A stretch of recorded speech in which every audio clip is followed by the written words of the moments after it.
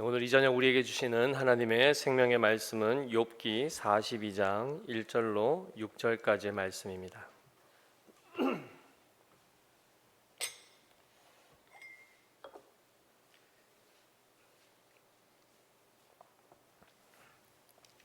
구약성경 804페이지 욥기 42장 1절로 6절까지의 말씀 함께 교독하겠습니다. 욥이 여호와께 대답하여 이르되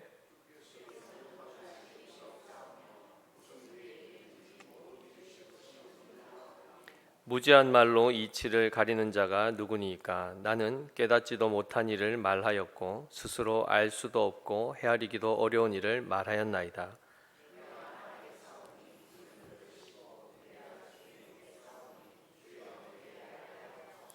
내가 주께 대하여 귀로 듣기만 하였사오나 이제는 눈으로 주를 배옵나이다. 그러므로 내가 스스로 거두어 드리고 티끌과 제 가운데에서 회개하나이다. 아멘. 우리는 지난 시간 누가복음 말씀을 한번 기억해 보시면 하나님께서 가장 기뻐하시는 것이 곧 죄인 한 사람이 회개하고 돌아오는 것, 그 사람이 기뻐하신다 말씀드렸습니다.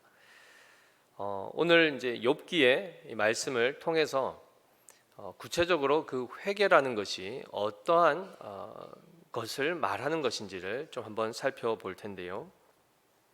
욥기를 혹시 한번 읽어 보셨습니까? 42장까지 굉장히 긴 분량의 내용입니다. 그러나 전체를 다 읽기는 어려웠을 텐데 특별히 오늘의 본문은 이제 결론 부분이죠. 결론 부분에서 특별히 욥이 6절에 말씀한 것처럼 그러므로 내가 스스로 거두어 드리고 티끌과 제 가운데서 회개하나이다 이렇게 말씀하고 있습니다. 욥이 무엇인가 잘못을 깨닫고 하나님 앞에 잘못했습니다 이렇게 결론이 지금 나오고 있습니다. 그런데 보통 회개를 한다 이것은 전제가 분명히 그가 범죄를 했거나 뭔가 문제가 있었다는 것을 전제를 하는데요. 우리가 욥기를 알다시피 욥기 1장 1절 말씀 한번 띄워주시니까 감사합니다. 같이 한번 읽어보겠습니다. 1절 말씀 읽겠습니다. 우스 땅에 욥이라 불리는 사람이 있었는데 그 사람은 온전하고 정직하여 하나님을 경외하며 악에서 떠난 자더라 라고 되어 있습니다. 욥이 어떤 사람이라고요? 온전하고 정직하고 하나님을 경외하며 악에서 떠난 자라고 말씀하고 있습니다. 1장 8절에도 동일한 말씀이 나오는데요. 한번 띄워주시겠습니까? 1장 8절이 있습니까? 없습니까? 2장 3절 말씀 나와 있네요. 2장 3절 한번 읽어보겠습니다. 여호와께서 사탄에게 이르시되 내가 내 종 욥을 주의하여 보았느냐? 그와 같이 온전하고 정직하여 하나님을 경외하며 악에서 떠난 자가 세상에 없느니라 라고 말씀합니다. 욥은 어떤 사람입니까? 의인입니다. 한마디로 말하면 죄가 없습니다. 그런데 결론에 와서는 욥이 잘못했습니다 라고 얘기합니다. 이게 자연스럽게 받아들여지십니까? 특별히 욥기를 보시면 천상에서 회의가 일어나죠. 하나님 앞에 하나님의 아들들 곧 천사들, 하나님의 사자들이라고 할 수 있는 천사들이 모이게 되고 그 가운데 세상을 두루 다니다 하나님 앞에 와서 고소하고 조소하는 사단이 등장을 합니다. 물론 이것은 다 이제 좀 상징적인 의미로 이해를 하셔야 됩니다. 공중 권세 잡은 자가 바로 사탄이죠. 그리고 하나님이 만물을 다스리시는 가운데 그가 하나님 앞에 나왔을 때 하나님이 사단에게 먼저 이야기하시죠. 세상을 그렇게 두루 다니다가 왔다고 하니 욥을 혹시 보았느냐? 욥이 온전하고 정직하고 하나님을 경외하며 악에서 떠난 것 보았느냐? 세상에 그와 같은 자가 없다라고 사단에게 딱 하나님 말씀하시자 사단이 뭐라고 합니까? 까닭 없이 그렇게 하나님을 섬기겠습니까? 이유가 있지 않겠습니까? 그 이유가 무엇이었습니까? 하나님께서 많은 재물을 주시고 많은 자녀를 주시고 아내와 그리고 많은 명예와 그리고 평온한 삶을 주셨기 때문에 한마디로 세상의 복을 엄청나게 부어주시니까 하나님 감사합니다 하고 하나님 앞에 그렇게 하나님을 경외하는 것 아니겠습니까? 라고 이야기합니다. 그래서 하나님이 어떻게 반응하시죠? 그래? 조건 때문에 나를 사랑하고 경외한다고? 과연 그런가? 네가 한번 증명해봐라 하고 욥을 내어주십니다. 그의 생명은 건들지 말되 네가 얘기했던 그가 나를 섬기는 조건들을 그럼 한번 제거를 해봐라. 그게 없음에도 불구하고 나를 경외한다 그러면 그것은 참된 경외고 참된 믿음일 것 아니냐. 그러나 만약에 정말 너의 말대로 좋은 것을 주셨기 때문에 나를 경외하는 것이었다면 그것이 사라지면 당연히 나를 저주하고 떠나지 않겠느냐. 한번 시험해봐라 라고 사단에게 욥의 그 삶을 내어줘 버립니다. 이 일로 인해서 욥은 갑자기 하루아침에 자녀를 잃게 되고 재산을 잃게 되고 아내가 오히려 자기를 뭐라고 얘기하죠? 차라리 하나님 저주하고 그냥 죽으라. 하나님 그냥 떠나버려라. 이렇게 말을 하고요.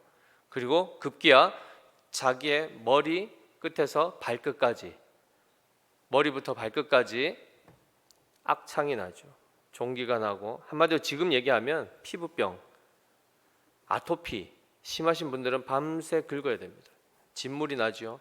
그래도 가려움증이 사라지지 않습니다. 기와장으로 긁었다고 표현하고 있죠. 괴로워 죽습니다. 자, 욥이 지금 천상에서 일어난 이 회의를 알고 있습니까? 전혀 모릅니다.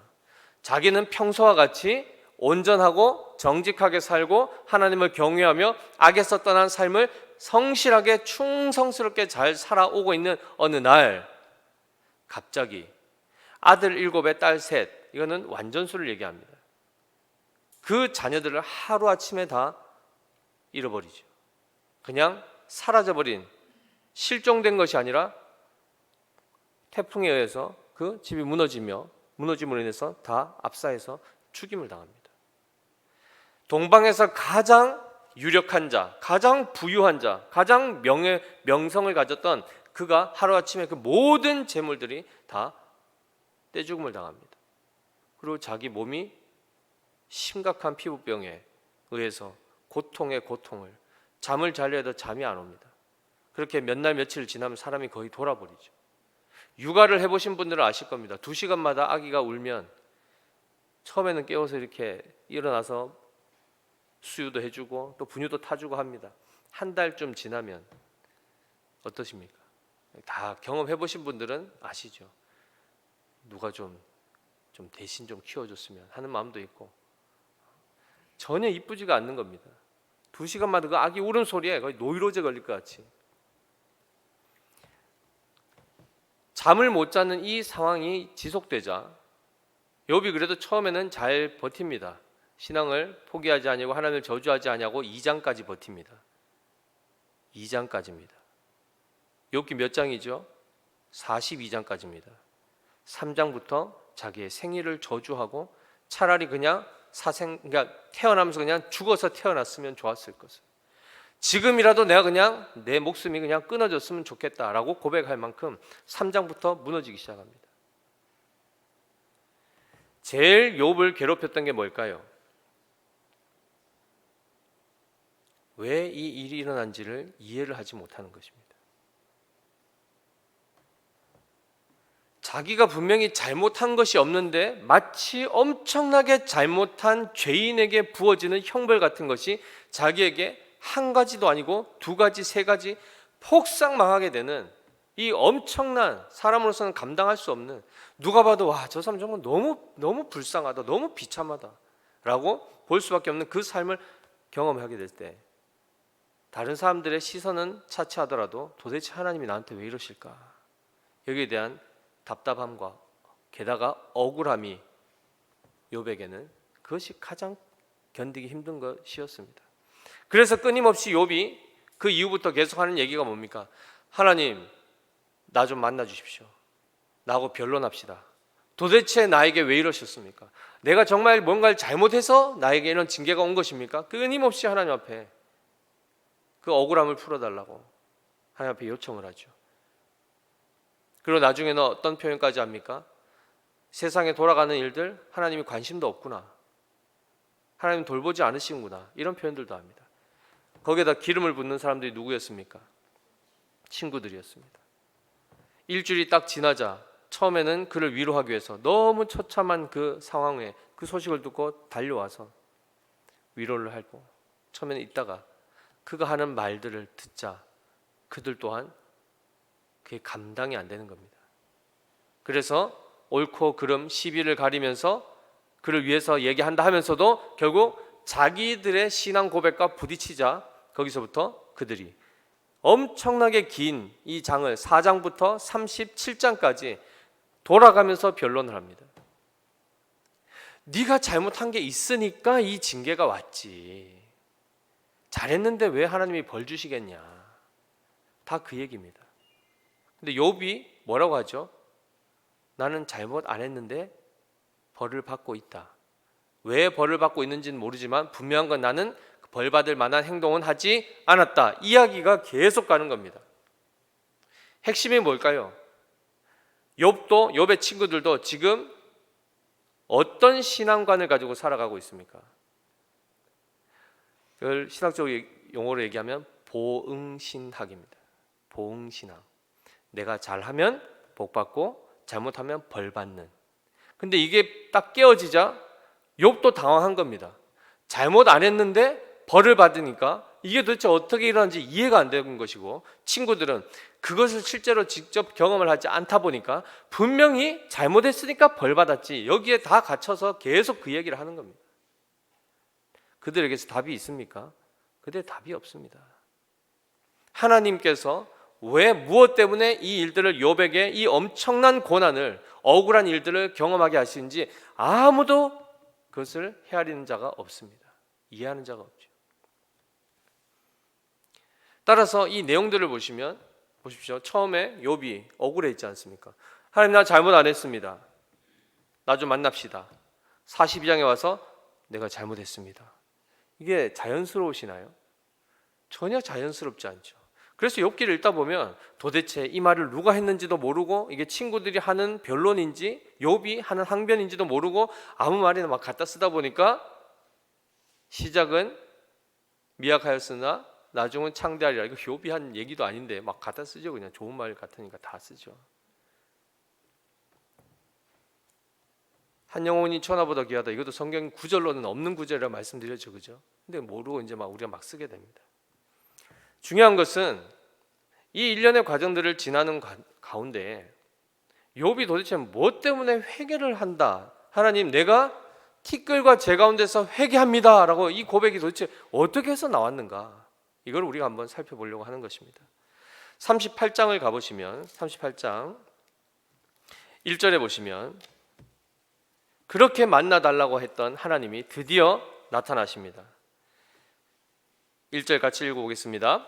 그때에 여호와께서 폭풍우 가운데에서 욥에게 말씀하여 이르시되 무지한 말로 생각을 어둡게 하는 자가 누구냐? 너는 대장부처럼 허리를 묶고 내가 내게 묻는 것을 대답할지니라. 이렇게 말씀합니다. 한 장 더, 두 장 넘기시면 40장 1절에 이렇게 말씀하시죠. 여호와께서 또 욥에게 일러 말씀하시되 트집 잡는 자가 전능자와 다투겠느냐? 하나님을 탓하는 자는 대답할지니라. 이렇게 말씀합니다. 하나님이 욥을 만나 주셨죠. 그리고 나서 내가 너에게 지금부터 어떤 것들을 이야기하고 질문을 할 텐데 대답을 해봐라 라고 말씀하시면서 뭘 말씀하신 줄 아십니까? 아까 38장 4절을 보시면은 내가 땅에 기초를 놓을 때 내가 어디 있었느냐? 내가 땅에 기초를 놓을 때 너 어디 있었냐? 이렇게 물으십니다. 네가 깨달아 알았거든 말할지니라. 누가 그것의 도량법을 정하였는지, 누가 그 줄을 그것의 위에 띄웠는지 네가 아느냐? 그것의 주추는 무엇 위에 세웠으며 그 모퉁이 돌은 누가 놓았느냐? 그때 새벽 별들이 기뻐 노래하며 하나님의 아들들이 다 기뻐 소리를 질렀느니라. 바다가 그 모태에서 터져 나올 때 문으로 그것을 가둔 자가 누구냐? 등등 쭉 얘기하신 내용이 무슨 내용이냐면 천지 창조하셨던, 천지를 창조하신 창세기 1장 그 내용들을 이야기하시는 겁니다.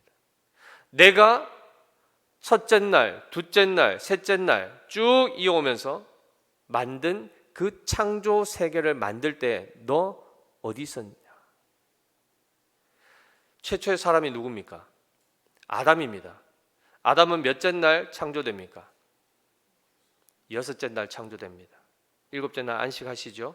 안식하시기 바로 마지막에 사람을 지으십니다. 그러면 아담이 창조되기 이전에 하나님이 만드셨던 것을 아담은 보았습니까?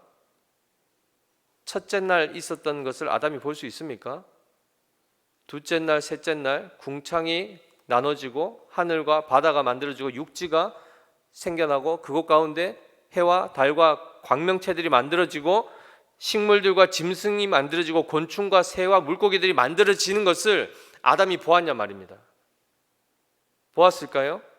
볼 수 없지요. 여섯째 날 만들어졌는데 첫째 날부터 다섯째 날까지 있었던 자기가 아담이 만들어지기 이전에 있었던 건 아담은 볼 수가 없지 않습니까? 창조의 최초의 인류조차도 그가 보지 못했던 엄청난 많은 하나님의 역사들이 있는데 그것을 두고 하나님 말씀하시는 겁니다. 아담에게도 이 질문을 했을 때 아담도 대답할 수 없는 것들이죠. 창조 세계, 그가 살고 있었던 단순히 그 땅뿐만 아니고 온 우주까지 포함하여 이 모든 세계를 하나님이 만들 때 너 그것이 어떻게 만들어진지 아느냐? 이렇게 물으십니다. 그리고 점점 38장, 39장 넘어오면서 점점 더 욥에게 있어서 피부로 더 와닿는 일들을 말씀하십니다. 39장입니다.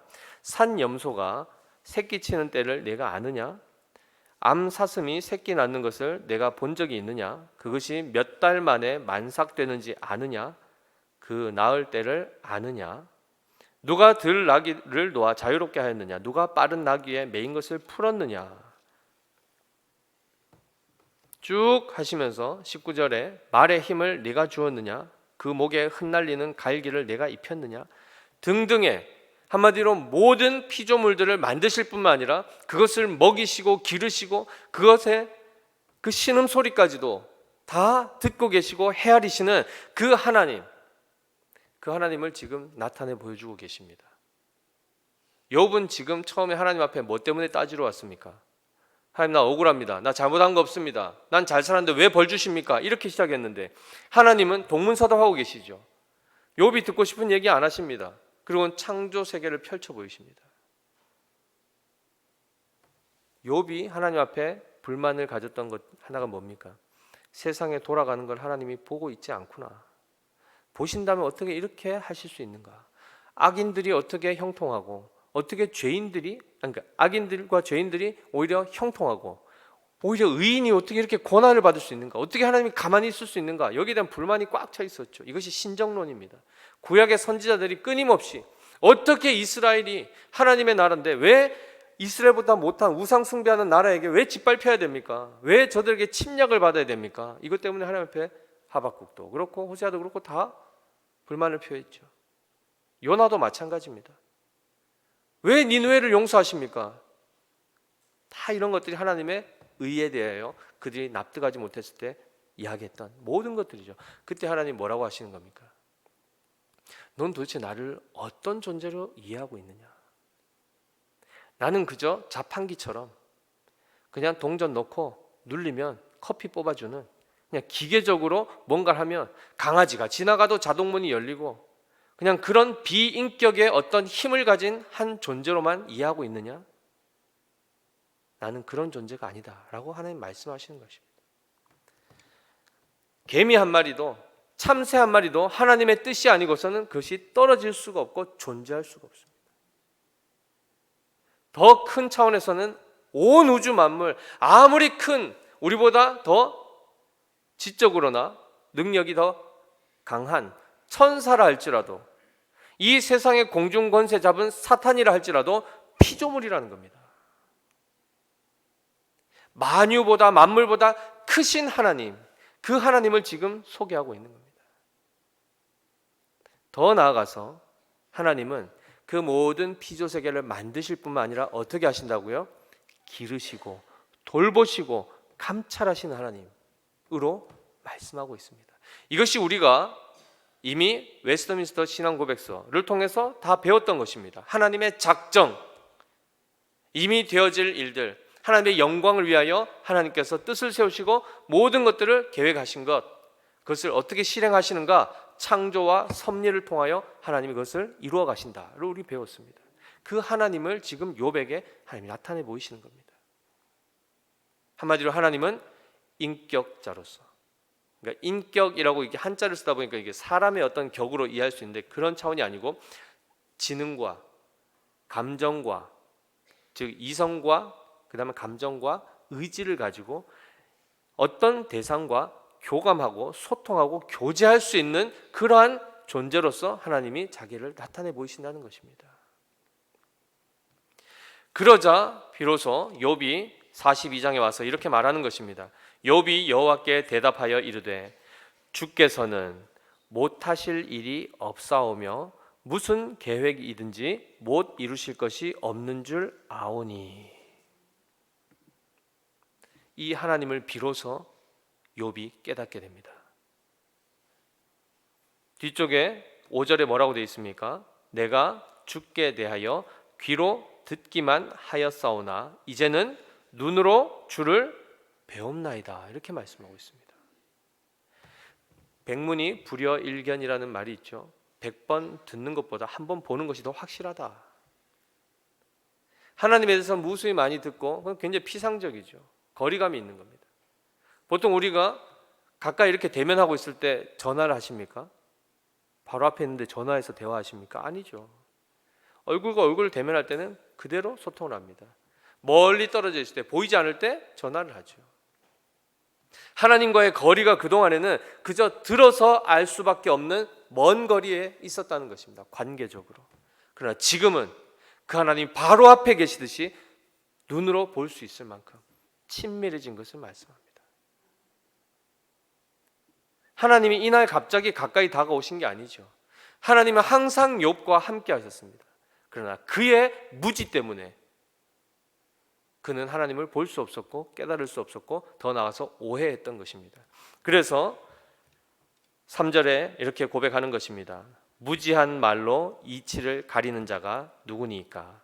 나는 깨닫지도 못한 일을 말하였고 스스로 알 수도 없고 헤아리기도 어려운 일을 말하였나이다. 이렇게 말하는 것입니다. 지금 욥이 자기가 회개합니다라고 하는 회개의 핵심 내용이 무엇입니까? 결국 하나님에 대해서 내가 알지 못했습니다를 회개하는 겁니다. 하나님에 대해서 오해하고 하나님으로부터 멀어졌던 것을 회개합니다. 곧 다시금 하나님께 가까이 나아가기를 원하고 하나님을 바르게 알기를 원합니다로 지금 돌아온 것입니다. 내가 잘못했고 내가 억울했고 이거 좀 신원해 주십시오 라고 하는 것은 이미 다 온데간데 없고 하나님을 내가 그동안 오해했습니다. 내가 하나님을 제대로 알지 못했습니다.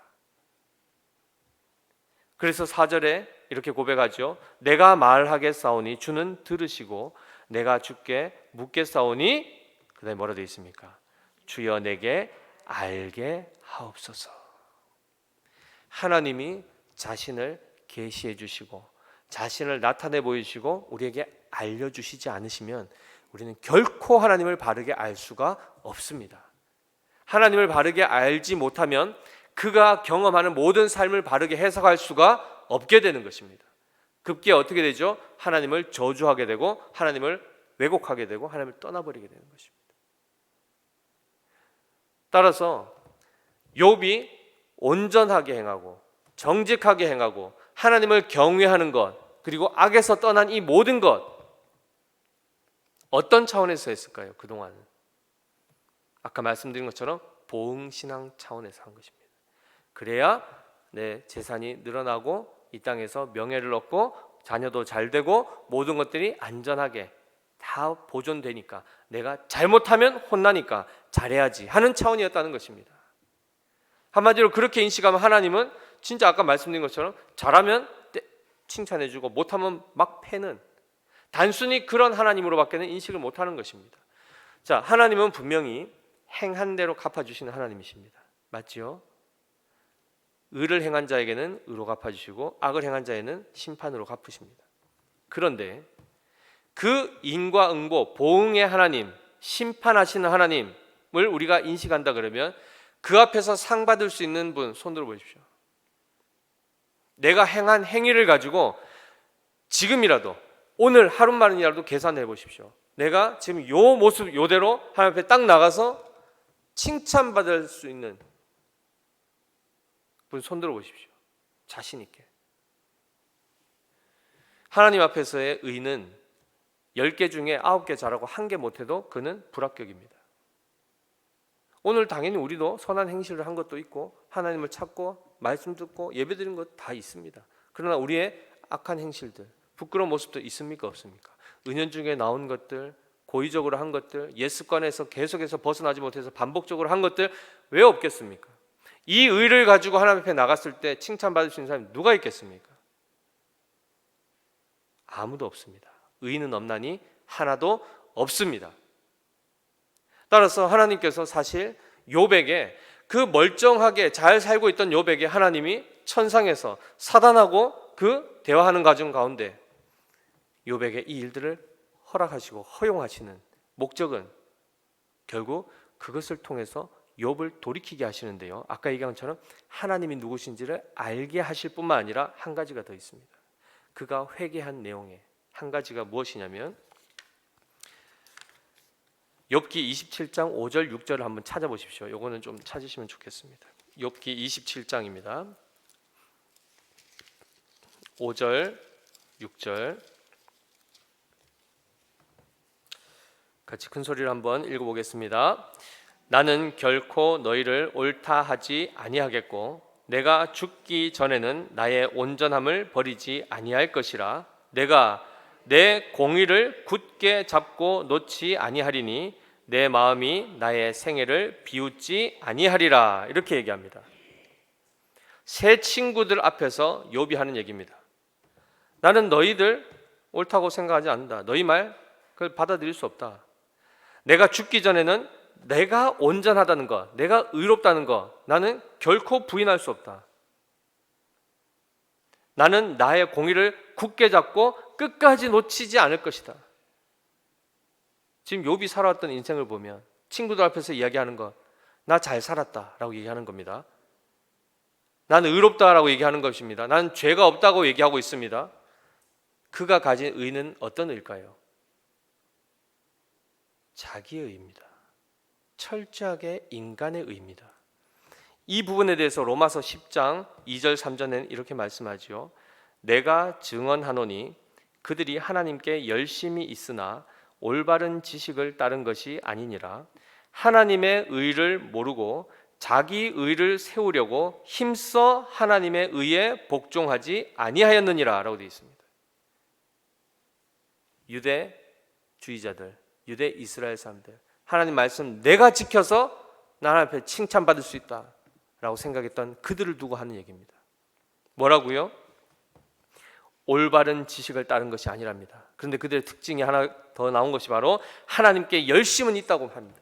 하나님께 열심은 있으나 올바른 지식을 따른 것이 아니요 하나님의 의를 모르고 자기 의를 세우려고 힘써 하나님의 의에 복종하지 않은 자들이라 이렇게 얘기합니다. 바로 42장에 회개하기 전에 욥의 모습이 꼭 그와 같습니다. 내가 하나님 앞에 온전하게 했고요, 정직하게 살았고요, 하나님 경외했고요, 악에서 떠나고 삶을 살았습니다. 그래서요. 그래서 복 달라는 것 아닙니까? 그래서 벌 주시면 안 된다는 것 아닙니까? 근데 하나님이 벌을 줘버리십니다. 왜요? 사람은 자기 의로 살아가는 자가 아님을 깨닫게 하시는 것입니다. 자기 의를 버리게 하시는 것입니다. 자기 의가 통하지 않는 삶을 하나님이 허락하시는 것입니다. 그것이 은혜입니다. 그것이 은혜입니다. 나의 의를 버리고 나의 행위의 공로들을 다 내어버리고 오직 하나님의 의로 덧입혀서 오직 예수 그리스도의 의로 살아가는 자, 예수 그리스도로 말미암아 하나님에 대한 올바른 지식을 가지며 그 하나님을 바르게 알고 믿고 사랑할 수 있는 그러한 새로운 피조물이 되게 하시는 것, 그것이 하나님의 구원의 역사의 본질입니다. 따라서 그러한 차원에서 욥이 하는 말씀이 6절 말씀, 우리 5절 6절 말씀 다시 같이 한번 읽어보겠습니다. 42장 5절 6절. 내가 주께 대하여 귀로 듣기만 하였사오나 이제는 눈으로 주를 배움나이다. 그러므로 내가 스스로 거두어드리고 티끌과 재 가운데서 회개하나이다. 아멘. 욥이 두 가지를 회개했습니다. 자기 의를 힘입고 살았던 것, 그것을 버리겠습니다. 저는 제가 잘하고 잘난 줄 알았는데 하나님 그게 아니었습니다. 하나님께서 나에게 알게 해주시 않으시면, 하나님이 하나님 되심을 나타내 보여주시 않으시면 절대 나는 하나님을 알 수도 없고 온전한 의에 이를 수도 없는 것을 깨달았습니다. 그리고 나는 여지껏 하나님이 누구신지를 그저 귀로만 희미하게 들었을 뿐입니다. 그러나 이제는 눈으로 주님을 배움나이다. 이렇게 고백하고 돌이켰습니다. 놀라운 것은 그가 원래 나는 회개하고 싶다 해서 이 일들이 일어난 것 아닙니다. 하나님, 나는 나의 의를 버리고 싶으니까 하나님 나에게 권한을 주십시오, 이렇게 기도하지 않았습니다. 지금까지 41장까지 오는 삶, 이 회개하는 이 42장이 시작되기 전까지의 모든 삶은 도대체 이게 왜 일어났는지 모르는 삶이었습니다. 그러나 지금 그는 그것이 왜 일어난지 알았습니다. 그리고 그 안 것 자체로 그는 만족히 여기고 감사히 여겼습니다. 한마디로 하나님, 내가 이제 하나님을 압니다. 그리고 이제 하나님의 의를 의지합니다. 내가 그렇게 될 수 있도록 은혜 주심을 감사합니다 로 만족하고 끝난 것입니다. 이렇게 하면 하나님이 더 많은 복을 주시겠지가 아니라는 겁니다. 오히려 자기의 의를 세우고 하나님도 모르고 그저 내가 착하게 살고 바르게 살고 의롭게 살고 경건하게 살면 단 줄 알고 그것 가지고 하나님 앞에 나와서 복 달라고 때를 쓰는 이런 유치한 삶에서부터 벗어나서 이제 새로운 삶, 철저히 하나님이 누구신지를 하나님께서 자기 자신을 알려주신 그대로 신앙하고 그대로 알고 그대로 하나님을 따르며 사랑하며 자기 의를 버리고 하나님의 의를 덧입기로 회개하고 돌이키는 이 삶, 이것을 하나님께서 욥에게 허락하신 은혜의 삶입니다. 이러한 차원에서 스스로에게 한번 질문해 보십시오. 내가 하나님의 의를 힘입고 하나님을 더 알아가기 위해서 마치 욥이 겪었던 것처럼 엄청난 희생의 대가를 지불해야 된다면 기꺼이 하시겠습니까?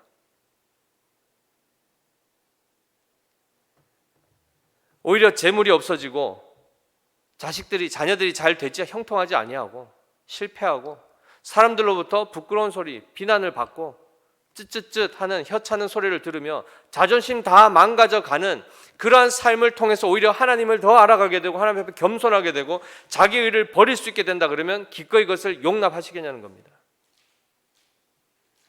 기꺼이는 안 되시겠죠. 우리는 그게 본성이 그것을 싫어하기 때문에. 그러나 하나님은 욥의 본성과 관계없이, 우리의 본성과 관계없이 하나님의 구원의 역사를 이루십니다. 이것이 은혜입니다. 이것이 은혜입니다. 그리고 결국 하나님께서 기뻐하시는 새로운 피조물로 완전히 의로운 자로 영광스러운 존재로 만들어 가시는 것이 하나님의 은혜입니다. 이것 가운데 오늘 마지막으로 한 가지만 더 살펴볼 텐데요. 회개에서 하나님께서 지금 은혜를 베푸셨죠. 그리고 우리의 무지한 것들을 깨닫게 하셨습니다. 그리고 욥이 결국 회개합니다라고 고백하고 돌이키게 됩니다. 그 사이에 조금 더 디테일하게 들어가 보면 무엇이 하나 더 들어가 있냐면 6절에 보시면 그러므로 내가 스스로 거두어 드리고 티끌과 재 가운데서 회개하나이다 이렇게 되어 있습니다. 자, 회개하기 전에 뭐가 나타나죠? 내가 스스로 거두어 드리고라는 표현이 나옵니다. 회개는 큰 틀에서 죄에 대해서 인식하고 깨닫고 그것을 받아들이고 그 다음에 거기서부터 돌이키는 삶까지 포괄적인 내용입니다. 그러나 그 가운데 구체적인 적용적인 차원에서 보면 우리가 범죄한 것, 하나님의 말씀에 비춰서 우리가 돌이켜야 되는 것들을 알려주셨을 때 거기에 대해서 우리의 반응이 어떠해야 된다는 겁니까? 스스로 그것을 수용하고 거두어 드린다. 이거는 철회한다는 것입니다. 이전의 삶에서부터 그것을 잘못된 것임을 인정하고 그리고 다른 삶, 하나님께서 목적하신 삶으로 방향을 전환하겠다 하는 이 태도가 필요하다는 겁니다. 무슨 말인가? 하나님께서는 가장 본질적으로는 하나님의 말씀을 통해서 우리를 비춰주십니다. 우리의 타락한 본성, 우리의 마음의 속사람의 상태, 이것들을 다 하나님의 말씀으로 비춰주시는데, 특별히 또 한 방편이 그 말씀을 깨달은 자를 통해서도 하나님이 그 부분들을 또한 깨닫게 하십니다. 한마디로 하나님의 사람들을 통해서도 또한 주변에 있는 사람들을 통해서 거울 작용이라고 합니다. 거울 작용들을 통해서 나 자신을 보게 하십니다. 그럴 때 우리는 보통 어떻게 되죠? 옆에 사랑하는 사람들이 이렇게 하는 게 더 좋을 것 같아, 이건 뭔가 잘못된 것 같아 라고 얘기해주면 대부분 어떻게 반응하십니까? 말을 좀 부드럽게 하면 좋겠다, 성을 내지 않았으면 좋겠고, 표현할 때 좀 이렇게 하고, 사람들하고 대화할 때도 인상을 좀 표정을 밝게 했으면 좋겠다, 이런 표현들을 할 수도 있죠. 그죠? 보통 부부 사이에도 많이 하시고 하시죠. 대부분 그때 어떻게 반응하시죠? 너나 잘하세요 그러지 않아요? 잘 받아들이지 않습니다. 잘 받아들이지 않습니다. 한마디로 스스로 자기의 잘못된 부분들, 그리고 그것이 개선되어야 될 부분들에 대해서 인지를 못할 뿐만 아니라 누군가 그것을 가르쳐주면 기분 나빠하죠. 왠지 들킨 것 같고, 자존심 상한 것 같고, 짜증나고, 마음 상하고, 그래서 오히려 불필요한 감정 소모로 관계를 깨뜨리는 일들을 합니다. 이걸 어디에서까지 하죠? 하나님 앞에서도 합니다. 우리의 본성이 그렇습니다. 딱 고개 쳐들고 딱 빳빳이, 하나님 내가 뭐 잘못했는데요, 이렇게 나오는 겁니다. 하나님 너무하신 거 아닙니까? 이렇게 하는 것이 우리의 본성입니다. 하나님 앞에서도 그럴진데 사람들이야 뭐 말할 것도 없겠죠. 오늘 이 말씀을 다시 한번 깨달으십시오. 하나님이 우리에게 뭘 목적하고 계시는가? 하나님께서 우리에게 우리가 헤아릴 수 없고 이해할 수 없는 어떤 고난과 어려움들을 허락하시는 목적이 무엇인가? 우리는 끊임없이 우리의 의를 붙들려고 하고, 하나님에 대해서는 무관심하고 그저 내 뜻만 관철시키려고, 그리고 다른 사람들의 잘못만 지적하고 자기에 대해서는 전혀 깨닫지도 못한 채 여전히 그렇게 왜곡되고 옹졸하고 편협한 상태로 관용하지 못하고 수용하지 못하고 하는 이런 차원으로 갇혀서 유치한 차원으로 살아가는 그 삶을 하나님이 기뻐하지 않으시고, 돌이키고 죄인 한 사람이 회개하고 다시 하나님이 기뻐하신 모습으로 나오도록 하나님이 그 일을 목적하셔서 때로는 많은 경우에 우리가 원치 않은, 여기서 우리라 함은 타락한 우리의 본성이 육체가 원치 아니하는 일들을 하나님이 행하십니다. 그것을 오늘도 잘 깨달으시고 하나님께서 하나님의 말씀으로 우리의 모든 모난 부분들을 드러내어 주실 때 그것을 잘 받으시고 그 앞에 다시 회개하시고, 하나님 제가 몰랐습니다. 그리고 제가 잘못했습니다. 그리고 하나님의 은혜로 저를 고쳐주시고 새롭게 하여 주시옵소서. 겸손히 하나님 앞에 그렇게 간구하며 매일매일 하나님 앞에서 날마다 새로워지는 복된 삶을 살아가시는 우리 모두 되시기를 예수님의 이름으로 축복합니다. 하나님 아버지 은혜를 감사합니다. 우리는 억울하면 잠을 설칠 정도로 감정이 상하고 분노가 일어나며 어찌할 바를 알지 못해서 하나님 앞에서도 우리의 고개를 빳빳이 들고 목이 곧은 백성같이 하나님 앞에 설 때가 많습니다. 세상에 돌아가는 모든 일들이 불합리해 보이고 그 가운데서 하나님 도대체 뭘 하고 계시는가, 여기에 대한 불만과 거기에 대한 안타까움의 토로 또한 하나님 앞에 많이 쏟아내고 있습니다. 하나님 오늘 욥기를 통해서 하나님 우리가 고백합니다. 무지한 말로 이치를 가리는 자가 누구니까? 나는 깨닫지도 못한 일을 말하였고 스스로 알 수도 없고 헤아리기도 어려운 일을 말하였나이다. 그러므로 내가 스스로 거두어드리고 티끌과 제 가운데서 회개하나이다. 하나님 이 고백이 우리의 고백이 되게 하여 주시고, 우리가 우리의 자신의 의를 의지하지 않게 하시고 오직 하나님의 의로우심을 덧입게 하시며, 우리의 의가 되시는 예수 그리스도를 통하여 하나님의 하나님 되심을 더 바르게 알아 창조주이시며 섭리주이시며 심판주가 되실 뿐만 아니라 우리의 구원자가 되시고 우리의 선한 목자가 되시는 그 하나님이심을 우리가 깨닫고 날마다 그 주님과 교제하며 그 주님께 가까이 나아가며 하나님을 더 깊이 알아가는 우리의 복된 삶이 될 수 있도록 은혜 베풀어 주시옵소서. 그렇게 하여 주실 주님께 감사드리며 살아계신 우리 구주 예수 그리스도 이름으로 기도드립니다. 아멘. 다 같이 찬송가 450